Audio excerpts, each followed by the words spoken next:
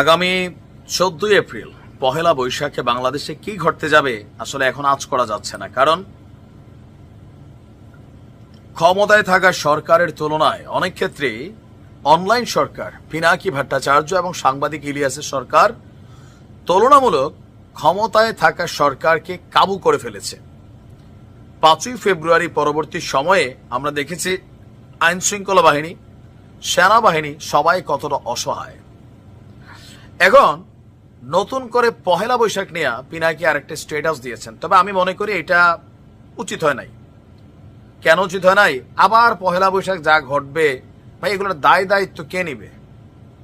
বৈষম্য বিরোধীরা এমনিই পাবলিকের কাছে পচা ফল হিসাবে কিন্তু গন্ধ বের হওয়া শুরু হয়ে গেছে। মাথায় রাখতে হবে, মব জাস্টিসের খেলা বা যেগুলো চলছে এগুলাতে ছাত্রদের প্রতি মানুষের রুচি নষ্ট হওয়া শুরু হয়েছে।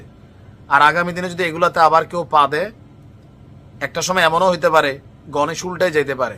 এটা মাথায় রেখেন। তো দাদা আসলে কি বলতে চাচ্ছে, কেন তিনি বলতে চাচ্ছে এটা তিনি ভালো জানেন, হয়তো ভিডিওতে আরো সামনে আসবেন। তবে আমি ওনার এই মতের সাথে দ্বিমত পোষণ করছি।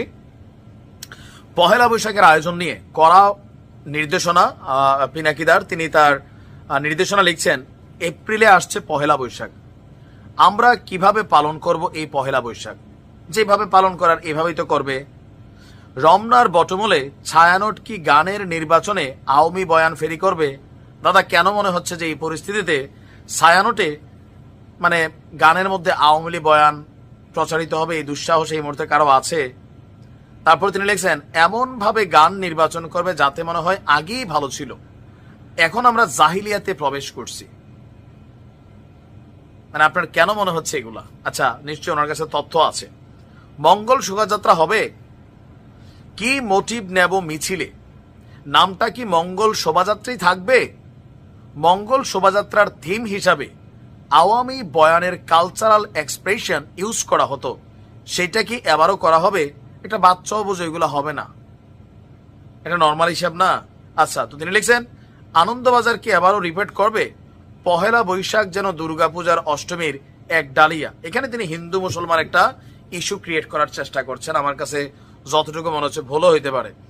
তারপর দাদা বলছেন, যারাই আয়োজন করেন আমাদের সাথে আলাপ করে নেবেন।